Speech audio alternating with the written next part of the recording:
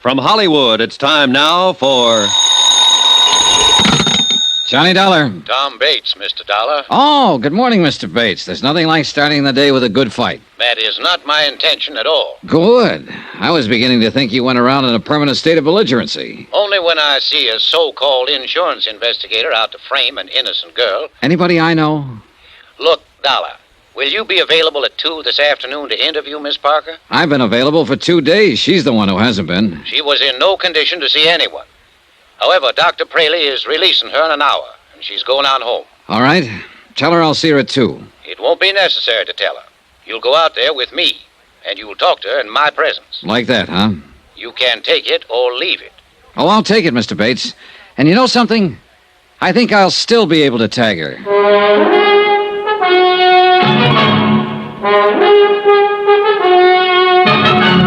Tonight and every weekday night, Bob Bailey in the transcribed adventures of the man with the action-packed expense account, America's fabulous freelance insurance investigator. Yours truly, Johnny Dollar.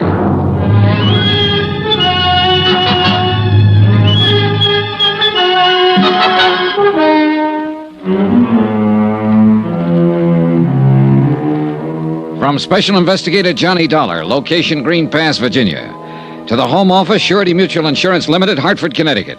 Assignment, the Cui Bono matter. Expense account continued.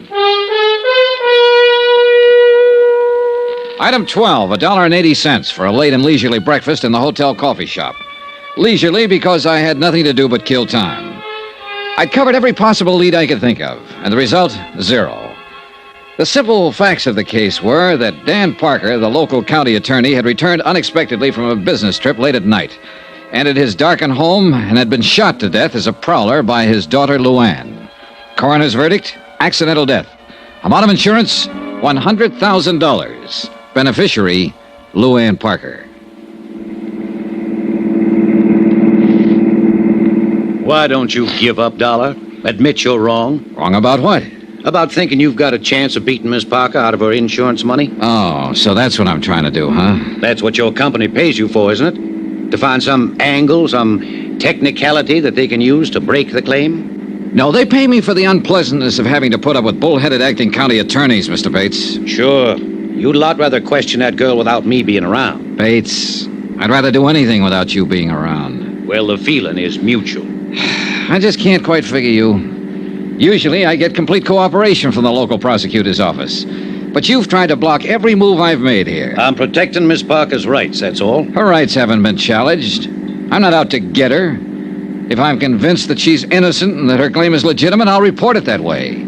All the company wants is the facts. Look, I'm not hired as a claim breaker. And of course you know that. You've dealt with insurance cases before.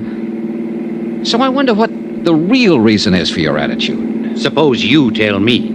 Well, you're in love with her, of course, and that itself could be the explanation. Or maybe it's only part of it. Meaning what? Maybe you know more about it than you've admitted. Maybe you know she's guilty and are trying to cover up for her. I know she's innocent, sir. Or, it's possible your motives are a little more selfish. Maybe she's covering up for you. What do you mean by that? It's that old Latin phrase, cui bono, who benefits? Who gains through Parker's death? His daughter does. Of course, she gets the insurance. But so do you, Bates. In what way? Well, you got Parker's job, didn't you? And along with it, the chance to run Sammy Drake out of town without Parker stopping you. And in the long run, if Luann marries you, you'll get a good part of the insurance. Are you accusing me of murder? No, just speculating. But it's an interesting possibility. Don't you think so?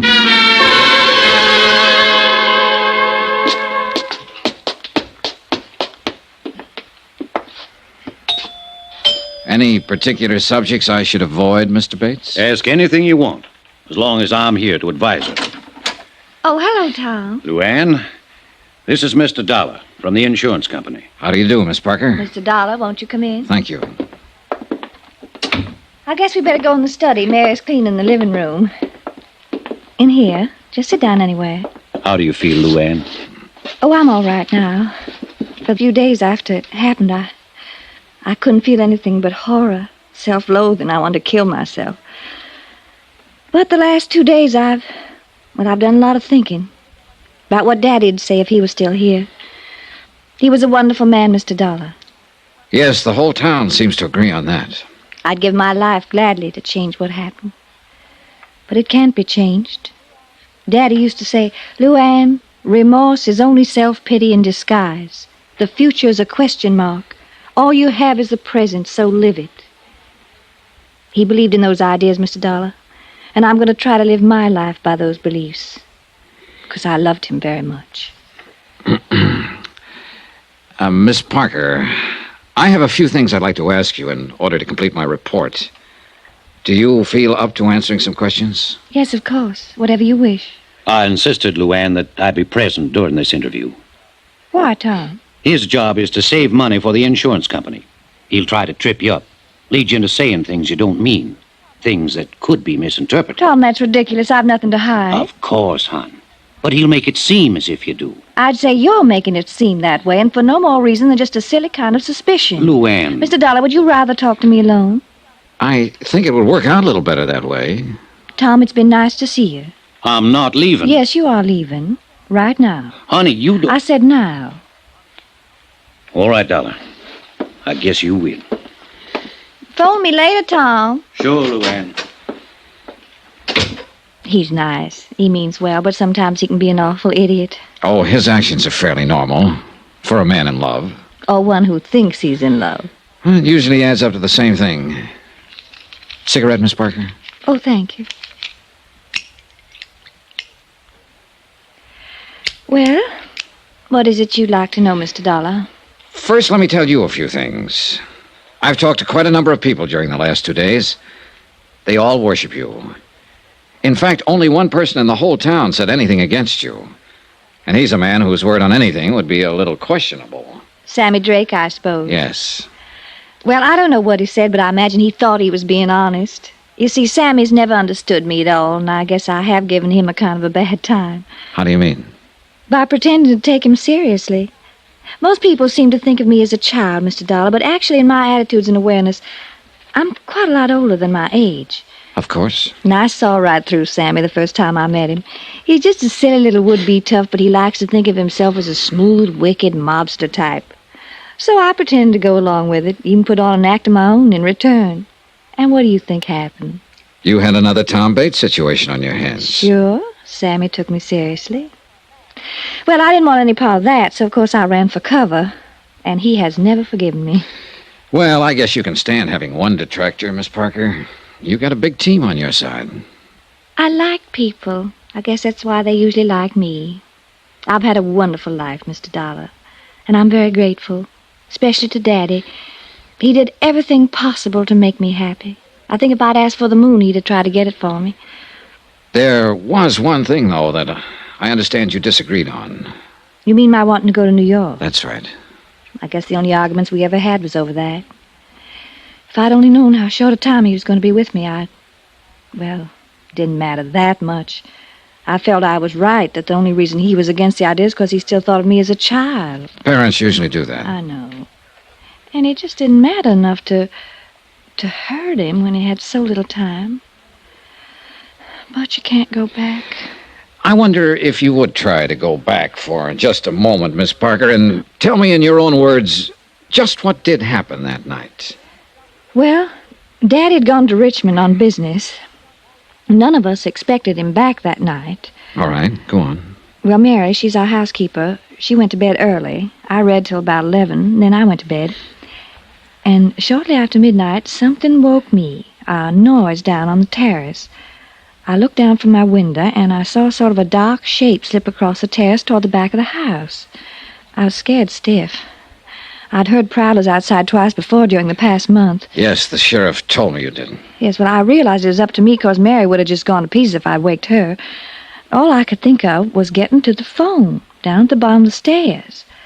When I started out of my room, I could hear somebody fooling with the lock on the back door. And that's when I thought of the gun. Where was it? In the drawer of the night table beside my bed. Daddy'd put it there himself after the night I heard the prowler, but I'd almost forgotten it. All right. Then what did you do? Well, I took the gun. I went back out into the upstairs hall. All I had in mind even then was to go downstairs and get that phone. But when I reached the stairway, I heard someone moving down below, and I realized that whoever it was had already got in the house, that they were starting up the stairs. And I could see just a vague blur, dark shape against the shadows. I was petrified. I remember thinking he's probably got a gun. And without even stopping to consider, I fired twice down the stairway. Yes, Miss Parker? I heard him fall. I knew I'd hit him. Mary screamed and came running out of her room. I found the switch and I turned on the lights. And then I saw what I'd done. It was Daddy. I'm sorry, Miss Parker. And I'm sorry it's necessary for you to go back over this. I'll be all right. There was one thing that wasn't brought up at the inquest. Your father apparently tried to make a phone call from the railroad station that night, and he told the agent all he was getting was a busy signal. Could he have been trying to call here? I don't know. I didn't know about it. Would he be likely to call you, coming in unexpectedly that way? Oh, he'd be more likely to call Jake Digley. Jake runs a taxi service here. Yes, I met him. Well, he might have tried that. But Jake was out at Sammy's place that night. Well, the reason I say that is because Daddy would have known that our phone is usually off the hook at night. Was it off that night? Well, I don't remember. Maybe Mary knows. One or the other of us was always taking it off because we had to go clear downstairs to answer it. Yes, Miss Luann? Oh, Mary, the night Daddy was killed, do you remember whether the phone was off the hook or not? Yes, Miss Luann, it was. I remember when I picked it up to phone the doctor. Well, I ain't sure if you left it off that night or I did, but it was off all right. Thank you, Mary. Yes, miss. Well, Mr. Dollar, what other questions do you have? None, as a matter of fact. I did have several more, but you've already answered them indirectly. Thanks for cooperating. You're quite a girl, Miss Parker. Oh, yes, I'm quite a girl. A girl who killed her own father. Goodbye, Mr. Dollar. I meant exactly what I said to her. One way or another, she was quite a girl. Either she was one of the sweetest, bravest, and most honest kids I'd ever met, or she was one of the smartest, coolest little murderesses who ever walked the face of the earth. And I was very much afraid that I'd never be quite sure which.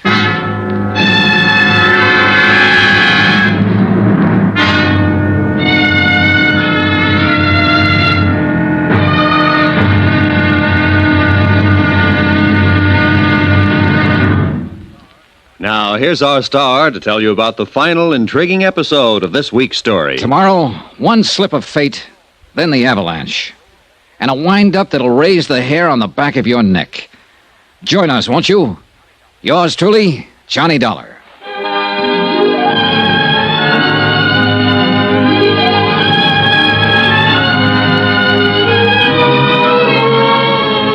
Yours truly, Johnny Dollar, starring Bob Bailey, is transcribed in Hollywood. Written by Les Crutchfield, it is produced and directed by Jack Johnstone. Be sure to join us tomorrow night, same time and station, for the next exciting episode of Yours truly, Johnny Dollar. Roy Rowan speaking.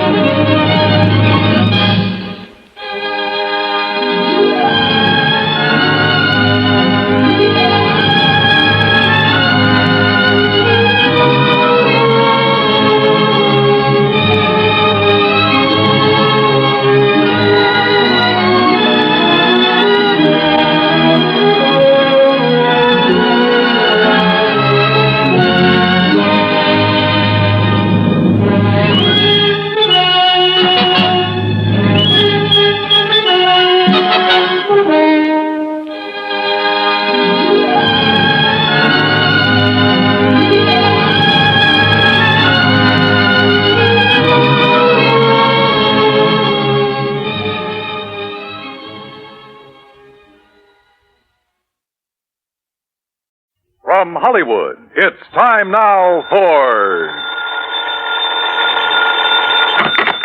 Johnny Dollar.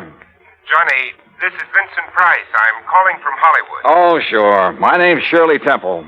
Now, who is it and what? Really, Vincent Price? Do I sound like Mickey Rooney? Well, no. But now, tell me, Mr. Price. Now, look, the name is Vincent. Okay, Vincent, what can I do for you? Johnny, I have a little problem in connection with one of my paintings insured for $100,000. $100,000? You call that a little problem? This painting has suddenly disappeared. Oh, I see. What's the insurance company? Four-State Mutual. Oh, well, they have a small branch office right there in Los Angeles. Yeah, I know, but Bert Parker, the man who sold me the policy and should take care of this matter, well, every time I've called him, he's been out. And I learned just this morning that nobody knows where he is. Okay, Vincent, I'll grab the first plane.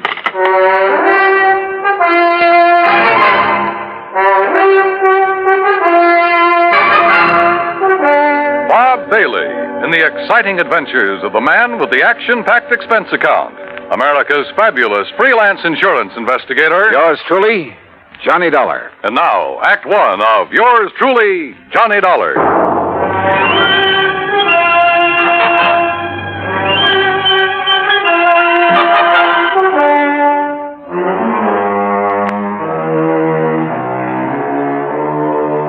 Expense account submitted by Special Investigator Johnny Dollar to the Four-State Mutual Insurance Company, Home Office, Hartford, Connecticut. Following is an account of expenses incurred during my investigation of the Price of Fame matter.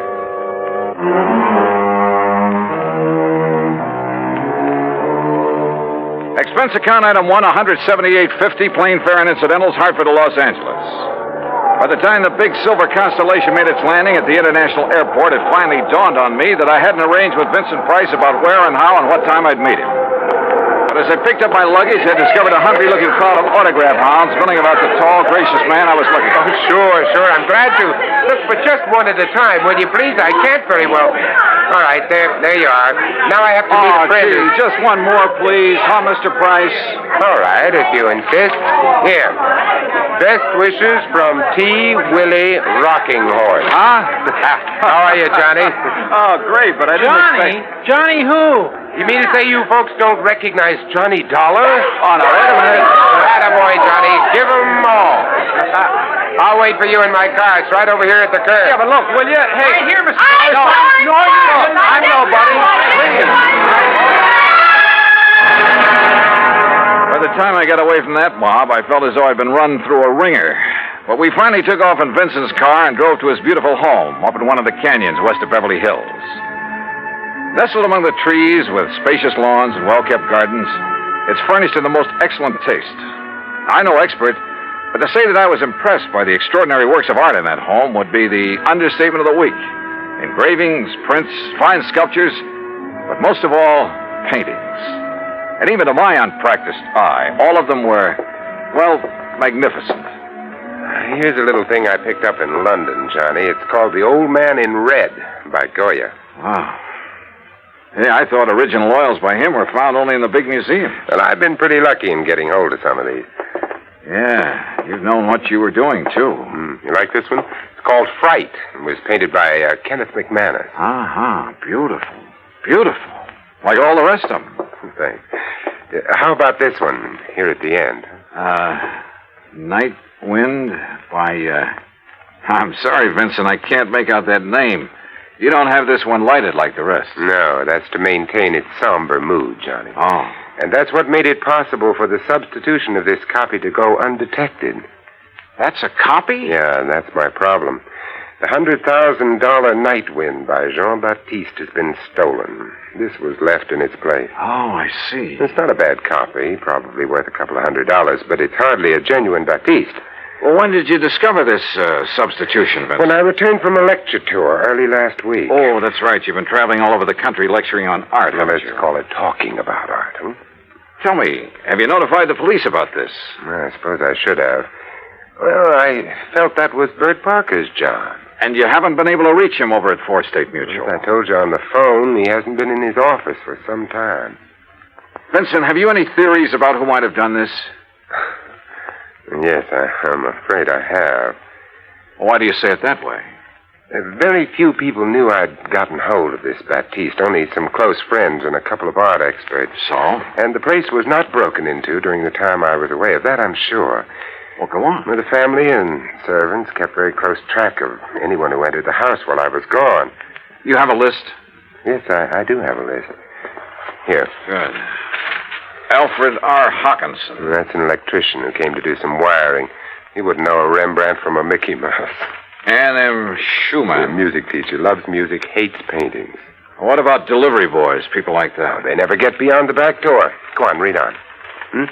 That next one is Ben, the gardener. You can forget about him. And Bert L. Huh? Yeah, Bert Parker. He was here twice. What for? Well, ostensibly to check on some of the paintings he'd insured. The first time, on the 11th, Mrs. Price was with him while he poked around. On the 15th, she had to leave to keep an appointment. And just when he left the house, nobody seems to know. Oh, brother. Are you thinking the same thing I am? Now, look, Johnny, I haven't known Bert very long, and, well, he seemed like such a harmless little old fuddy-duddy. As for his knowledge of art... Yeah, I wondered about that. Well, he was perfectly satisfied to take my evaluation on the 2 or 3 things he'd insured. So, well, Johnny, I may be all wrong. Vincent, a thing like this may only happen once in 1,000 years. In any event, the company will certainly make good your loss. Well, with a work of art, it isn't really the money that counts. And, Johnny, listen. Look, I may have jumped to a completely unjustified conclusion about Bert Parker. Oh, yeah? Sure. Well, let's go down to his office and see.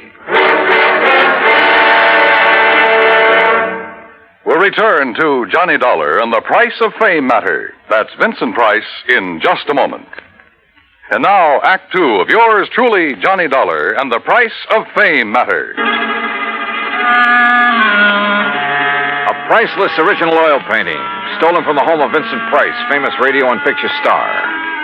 One of the few people who'd had the opportunity was the man who'd sold him the insurance on it, Bert Parker. Together, we went to Parker's office at 4 State Mutual in downtown Los Angeles. It was on the 16th that Mr. Parker phoned in to say he wasn't feeling very good and wouldn't be in for a day or two. Hey, it was on the 15th that he was at your house, Vincent. Yes, that's over 2 weeks ago. And you haven't heard from him since, Miss Pritt? No, Mr. Dollar. We've tried calling his apartment, but since there hasn't been anything really pressing here at the office... What's the address of his apartment, please? Well, it's out in Westwood, 1308 Pandora Avenue. Look, Vincent, I'm going out there. I'll call you if I find... You're going to need transportation, aren't you, Johnny? By the highest price chauffeur in the country? Sure, why not? Oh, before you go, Mr. Price, I wonder if I could have your autograph. Well, why didn't you get Johnny Dollars, Miss Britt? He loves to give them. Oh, yes. Oh, no. No, you don't, Vincent. Let's go. It took a little persuading, but the landlord at Bert's apartment finally let us into his 4-room suite. It was empty, except for a few old clothes, and it was obvious that he'd packed and left in a hurry. I rummaged around in the closets, tables, bureau, for a clue as to where he might have gone, and came up with nothing. You give up, Johnny? Yeah, Vincent, I'm afraid so. I poked around that desk some more after you'd finished with it and found this wedged in behind a drawer. Oh? Travel folder. Paris. Yeah, it looks real fresh, too. Minor Travel Agency, Beverly Hills. Well, what do you think? Pretty much of a long shot, Vincent. But they do pay off sometimes, don't they?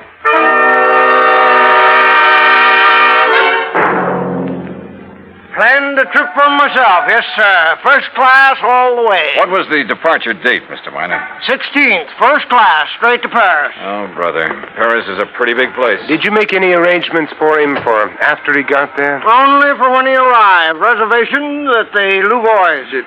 What? The hotel, Louvois. The Louvois, perhaps. That's what I said. First class, too. Said he wanted something not too far from the Montmartre. Montmartre, if you don't mind. That's what I said, yes. Now, can I fix you gentlemen up with some plane reservations, too? Well, suppose you give me the same flight he took, and I'll stop at the same hotel when I get there. Hey, wait a minute, Johnny. You're not going to leave me out of this. Well, look, I'm still playing a long shot, Vincent, a very long one. What's the difference? Also, I don't know if my expense account will get by the home office. Expense account, forget it. I'm having a ball. Mr. Miner, start making those reservations. Expense account item 2, $984 for the plane to Paris. Well, it turned out to be the most interesting flight I've ever made. Because of the company of Vincent Price. An amazing conversationalist, he could talk about anything, including art. And he has a tremendous sense of humor. So, as he put it, we had a ball from the time we took off in L.A. till the time we sat down in Le Bourget. Item 3, 5:20 American, taxi into the Hotel Louvois, where the manager was, somewhat helpful. Mais oui. The Monsieur Parker leave us but only 2 days ago, after some slight misunderstanding about l'addition, the deal. Yeah, you mean he was running out of money? Monsieur, I did not say that. But that's what you meant, isn't it? You know where he spent his time around here? But of course, his business, he say, took him constantly to Montmartre. Where in Montmartre? Who is to know? Oh, that's like saying somewhere in Brooklyn. Brooklyn. Perhaps you know my cousin. Johnny, He was... Johnny, I just got an idea. Shoot. Works of art, even very good ones, are sometimes sold in rather unorthodox ways. They go through some rather strange hands. They're not always sold over the counter, so to speak, by reputable dealers. You know what I mean? Yeah, but how to contact the kind of people who might... You got any ideas? Why don't you just go on up to our suite and sit tight for a while, I'll see what I can dig out. You are keeping something from me, Vincent. Mm-hmm. But, Johnny, there are some things even funk keeps from Wagnalls. I'll see you later.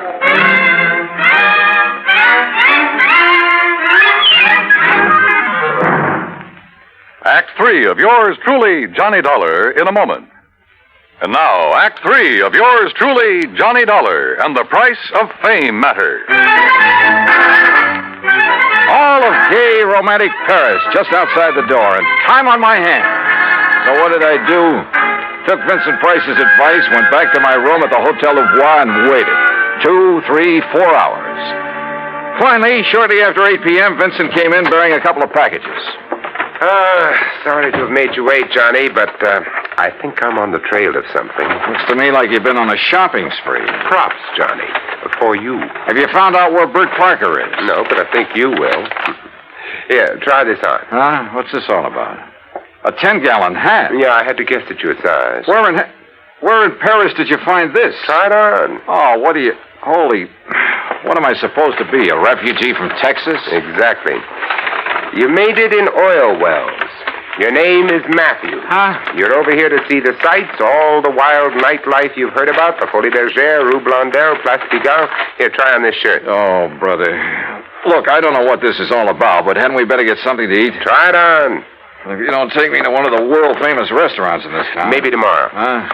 Yeah, that's good. That shirt's going to be all right. What do you mean, tomorrow? Here, now, stick this genuine simulated imitation diamond-type stick pin in the front. Wait a minute, I'll do it for you. Yeah, what the Sam... There you are, and with this big hunk of glass on your finger. There, now, look at you. Oh, you look. I'm hungry. Well, maybe you'll even get food where you're going. Now, where do you think I'm going in this rig? To a little joint on the Rue Blondel called the Bal Macabre. Now, what am I supposed to do there, if I go there? Sit around.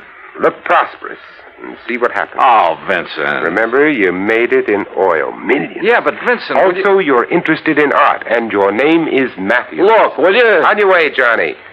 The taxi that's waiting for you out front knows exactly where to take you. The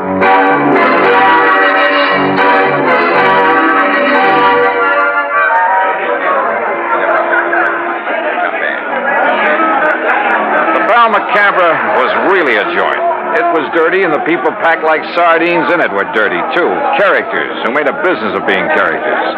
And everybody screamed at everybody else. Except, that is, for the wormy little man who sidled up to the postage stamp-sized table on which my glass and a bottle of wine were balanced. Pardon. You are Mr. Matthews, are you not? That's right. From Texas, no? Oh, yes, sir, partner. The great and glorious state of Texas. Sit down and pour yourself a glass of this here red ink. Who are you? They call me La Chagrin. What's that mean? Well, they're what you call the gray cat. Hey, that's cuter than the name of my old friend Coyote Bill. Well, do you enjoy the Paris nightlife? You know something? I'm getting fed up with it. Yeah, I think I'll just buy me a couple of nice pictures and go on back home. What kind of pictures, monsieur? Well, good ones. Oil pictures. Like that Mona Lisa I seen at the Louvre. You know, good ones, I mean. Well, like a Jean-Baptiste, perhaps? You mean you know where a man could get a hold of a genuine one of them? Well, for a price, of course. Well, listen, I got money and I'll spend it. Well, I offered them $500,000 for that Mona Lisa, but they turned me down. But if I could get a hold of a genuine Baptiste, well, partner, you just name the price. Oh, well, I make no promises, mon ami. But I do have a friend. And for a slight consideration... Name your price and take me to it. I will be waiting for you at the corner with the taxi. That is what you call okay? Okay. I shall be waiting. I'll be there, partner. You bet I will. And I'd certainly like to know how Vincent set this up.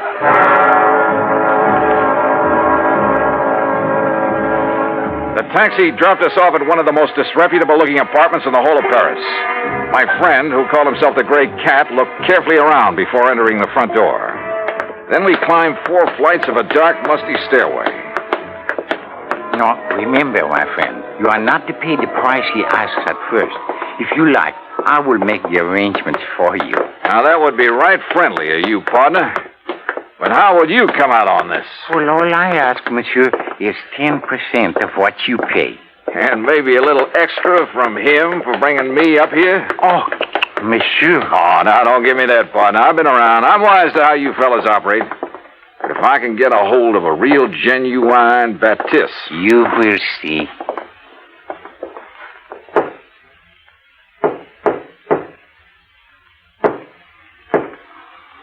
Yes? Who is it? I have brought a friend, Monsieur Matthews from Texas. Yes? He would like to buy The Night Wind by Baptiste. That is, if it's genuine. Genuine? Of course it's genuine. There, on the table. Can't you see for yourself that it's the original? Oh, no. Well, Bert Parker. Johnny Dollar. That's right. Insurance investigator. Investigate you? Oh, I've just remembered somebody is waiting for me. That's right, I am. Mr. Price. Oh, no. Well, pardon, Monsieur Price, but I must go. Without your fee for taking care of Mr. Dollar? Listen, both of you, please. I'll give you back the painting. I'll do anything you ask. Oh, drop dead. Oh, dear. Dear. Well, Vincent, there it is. Yep. And it looks like the company has saved a cool $100,000. I have a confession to make about that, Johnny. Yeah, like how you happen to know the way to the painting through that squirmy little fellow who brought me here. Oh, well, that's how I got hold of the Baptiste in the first place. It's a lovely thing, isn't it? Yeah, it certainly is. And, Johnny, it is worth $100,000. Oh, I'm sure. But the truth of the matter is I paid only $300 for it. You paid? Oh, no. It's a fact. Well, you've got it back thanks to your own efforts. Thanks to your being the front man. If I'd tried to get it back myself, these people would have run like scared rats. Oh, sure. Just tell me one thing, will you? Why aren't you an insurance investigator? Well, you know, it's every man to his own. Well, after all, why aren't you an actor? Let's get out of here.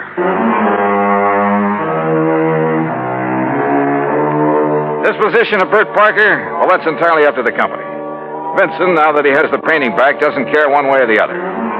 However, from the company's standpoint, well, it's not the kind of black eye that's good for you.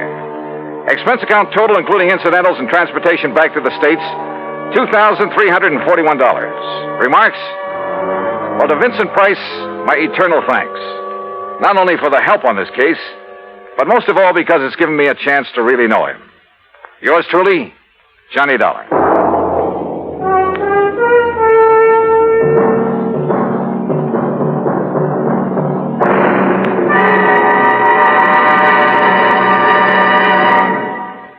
Our star will return in just a moment.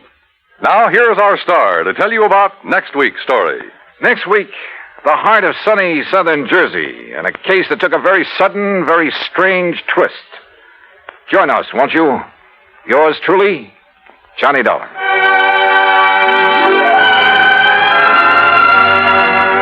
Yours truly, Johnny Dollar, starring Bob Bailey, originates in Hollywood and is produced and directed by Jack Johnstone, who also wrote today's story. Heard in our cast were Virginia Gregg, Junius Matthews, Tony Barrett, Horace Lewis, Howard McNear, and of course our special guest, Vincent Price. Be sure to join us next week, same time and station, for another exciting story of yours truly, Johnny Dollar. This is Dan Cubberly speaking. This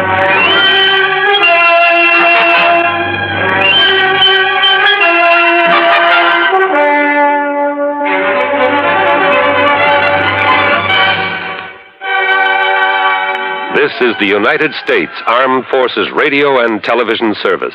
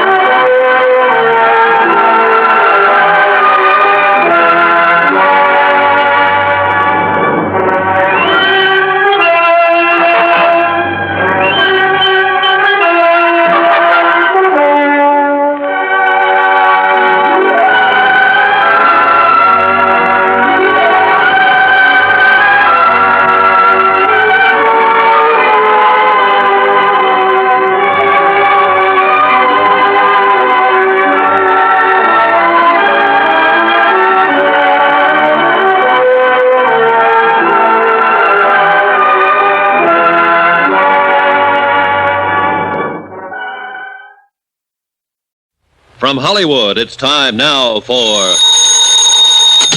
Johnny Dollar. Dr. Bigby here. Dr. Bigby. I'm asking you for the second time now to come out to the Cronin place. I told you last night, Mr. Dollar. The circumstances are different now, a lot different. We don't need a doctor. We need a coroner. A coroner? Where are you calling from? The operator told me the phone out there was out of order. It is. I'm at a forestry station a mile down the road. Jason Prell cut the wires last night before he was killed. Jason killed? Shot to death during the storm. So that's how he ended up. It took a long time, but everything finally comes home. Yes, Mrs. Cronin said the same thing an hour or so before she died. Dolly, too. Her heart, Mr. Dollar? In a way, maybe. The dancing darling. Finally at rest. She... What do you mean, in a way? Dr. Bigby, Mrs. Cronin was murdered.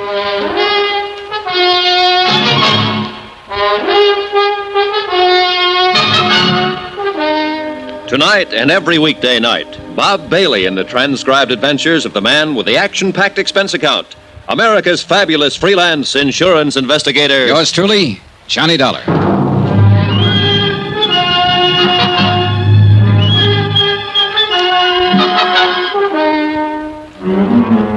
From Special Investigator Johnny Dollar at the Cronin Estate, Wells Falls, New York, to the Home Office, Surety Mutual and Trust Company, Hartford, Connecticut. Assignment, the Cronin matter. Expense account, final page. Item 13, 10 cents. A half pack of cigarettes I left with a farmer who gave me a lift back from the forestry station. The price of my own feelings at the moment would have been lower. About 8 cents lower, in fact. I brewed another pot of coffee and sat down to wait for Bigby. But this time I laced the coffee with brandy. The sun was up by then, clear of the horizon, bringing a bright new morning and a brand new day. The storm was long over, and the world sparkled and danced. But too much of the night was still with me, and the past still too much alive. And yet, maybe Dolly Cronin was better off. She was a part of that past now, where friends were always true, and every minute of life was even more wonderful than the last one. And where she was still and forever, the dancing darling. Good morning, Johnny. Oh, hi, Sylvia. I'm in the coffee business this morning. How about it? Please. Having yours with cream, I see. Yeah, bad night. Shall I make yours the same way? Right. I had a bad night, too. Thanks. You look real beat, Johnny. Couldn't be any beater. Something pretty terrible happened last night, didn't it? Yes. Jason Prell is dead. Oh. And Dolly Cronin is dead. Oh, no. I loved her, Johnny.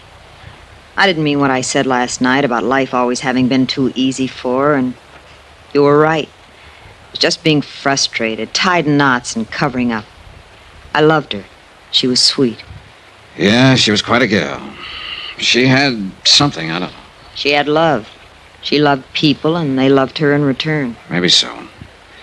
Anyway, I guess this belongs to you now. The necklace? The circle of fire? What do you mean it belongs to me? She made a will last night. I witnessed it. She left the necklace to you.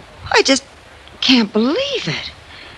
Johnny, Can I put it on? Why not? It's yours. She wanted you to have it. You look good in it. I just can't believe it, Johnny. Well, before you get carried away too far, maybe you'd better brace yourself. Oh, it's not mine after all. Oh, it's yours, all right. But it's not real. What? It's a good copy, worth maybe $400 or $500, but that's all. Well, I don't understand. It's so well known. The Circle of Fire. It's been written up over and over. Yeah, from old records. But nobody's really examined it for years, since before Barnaby Cronin died. It's been locked up in a bank vault until I took it out. Was there ever a real one? Yes, originally. But it was broken up and disposed of years ago. Jason Prell knew it, was in on the substitution, I suppose. That's why he was so desperate to steal it from me and get rid of it before I found out it was a copy. He knew that if that deal came to light, it would call attention to some of his other activities, worse ones. What do you mean? Prell had complete charge of Mrs. Cronin's estate. He told me it was worth practically nothing. But according to records I saw in New York, it amounted to over $1 million in the beginning. He was stealing her blind all these years. Oh, it was easy. She was alone in the world, knew nothing about business. She trusted him, thought he was her friend. She trusted everybody, much too much. Well, she sure trusted the wrong ones, including her husband. Barnaby? Sure. What do you think disposed of the necklace and slipped her a copy after making such a big deal out of his fabulous wedding gift? A phony. And she worshipped him. The king. In her book, the man who could do no wrong. Well, in the business book, he didn't do much else but wrong. According to the records, most of his deals were pretty shady. Especially after he and Prell teamed up. Yes, Miss Atherton? Dr. Bigby is here to see you. All right, show him in. Mr. Dollar, I wouldn't believe too much of what he says. He's a chronic drunk. Yes, I remember you telling me. Show him in. Yes, sir. Well, I was just thinking, Johnny. Mrs. Cronin didn't know any of this, I assume. no, she was safe in her dream world. And she thought she was giving me the real necklace. That's right. It's crazy. And kind of wonderful, isn't it? Just like that, she gave me something she thought was worth $500,000. Just because I was nice to her and liked her. You know something, Johnny? What? I'm just as glad it is a copy. It's beautiful, and I love wearing it. I'd have been scared of the real one. And I'll always remember that, like that dream world of hers, she thought it was real. One more question left, but a big one. The question of murder. And I already had the answer, I was sure of it. And I knew there was nothing I could do about it. Dr. Bigby was a man under 60, but he looked years older, a harried man, tired and worn. He sat down for a moment and we talked. And I began to realize that here was another man who'd been under Dolly Cronin's spell, and who was shocked and hurt by her dying. It was a remarkable thing and a difficult one to explain, Mr. Dollar. Like many another, I suppose, I often wondered why I felt the way I did about her. It was a sort of magic she had. Yeah, I know. Even as a girl here in the village, she had that same power and had it without knowing it. Everybody loved her. No, not quite everybody. At least one person didn't. Yes, you mentioned on the phone the word murder. That's right, Dr. Bigby. Who killed her? A man we can't touch because he's already dead. Jason Prell. Well, he's done about everything else, I guess. I wouldn't put it past him. What do you base it on, Mr. Dollar? A bottle of pills. Prell supposedly went to Tupper's Lake last night and got a prescription filled for Mrs. Cronin. She took some of it this morning, an hour and a half before she died. There it is. I'd seen the bottle on the train coming up with a few tablets left on the same prescription. And these are different. Well, you're right on one count, Mr. Dollar.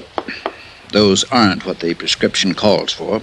What do you mean, one count? I talked to the druggist at Tupper's Lake on the phone last night. He told me about Jason being in. All right, it still stands. He had the prescription filled and then changed the tablets, substituted these. It's possible. Would you happen to know what they are without having them analyzed? I've got a pretty good idea, but I'll wait until I've examined her before I'll say positively. Mr. Dollar, I'd like to explain why I wouldn't come out when you called me last night. Yeah, I wish you would. I'd been drinking. So I gathered.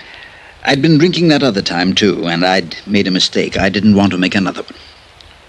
So what do you mean? When Barnaby Cronin died here, I signed the death certificate. Yes, I know. I hadn't treated him. He was dead when I came out. I called it a heart attack. I was drunk. And I was wrong. Barnaby was poisoned. Go on. I didn't suspect it until later. And then I was afraid to do anything about it.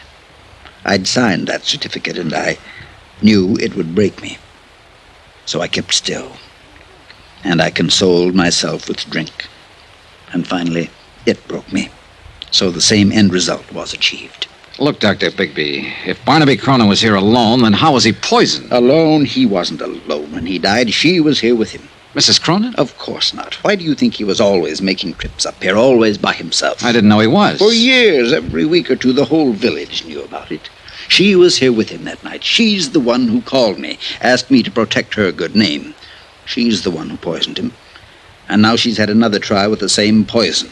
But why? Ask her why. Ring for her and ask her. That won't be necessary. Well, I'll go on up and make my examination.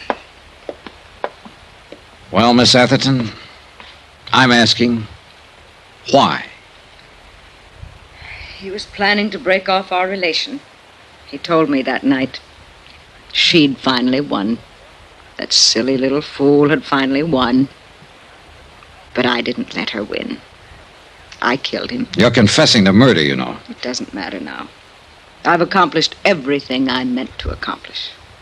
So it was you who changed the tablets in her prescription bottle and substituted the poison. Of course. It was so easy. For once in my life, things were just as easy for me as they'd always been for her.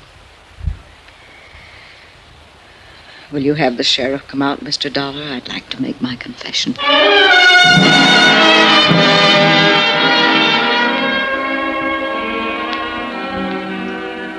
It's odd how things work out sometimes, Mr. Dollar. Yeah. Mrs. Cronin said something like that last night. I was pretty certain when you showed me the tablets, but I wanted to make my examination first. What do you mean? After Barnaby died and I started to suspect Miss Atherton, I managed to steal the poison from her in order to analyze it. I substituted harmless tablets of the same general appearance. And those are what she's kept all these years? What she gave to Mrs. Cronin? That's right. They were perfectly harmless. But in that case... Dolly Cronin died from a heart condition. The tablets had nothing to do with it. In a sense, Dolly died the same way she lived. From natural causes. Expense account item 14, $83.90. Incidentals and transportation from Wells Falls back to Hartford. Expense account total, $263.30. End of account, end of report. Remarks? The insurance angle here seems a little muddy. Premiums were paid for years on an item that didn't exist. And yet, no claim was filed and none will be. So, well, I leave it to your legal eagles. Me, I'm beaten, tired, and maybe a little sad. I've come out of this with a kind of nostalgia. And for a time and place I never even knew. And I'm halfway in love with a girl back in that time and place. A girl I've never seen. Oh, sure, I know. It's a dream world and a dream girl. And none of it exists. But it's too bad. I wish it did. Because she must have been a honey. A real sweetheart. A dancing darling. Yours truly, Johnny Dollar.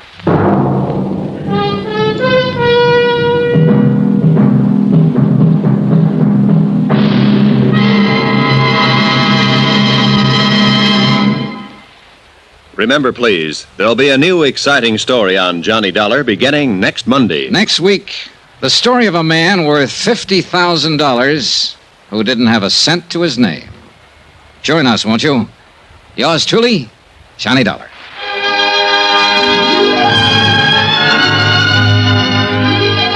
Yours truly, Johnny Dollar, starring Bob Bailey, is transcribed in Hollywood. Written by Les Crutchfield, it is produced and directed by Jack Johnstone.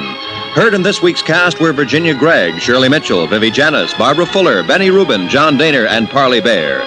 Musical supervision by Amerigo Marino. Be sure to join us on Monday night, same time and station, for another exciting story of Yours truly, Johnny Dollar. Roy Rowan speaking.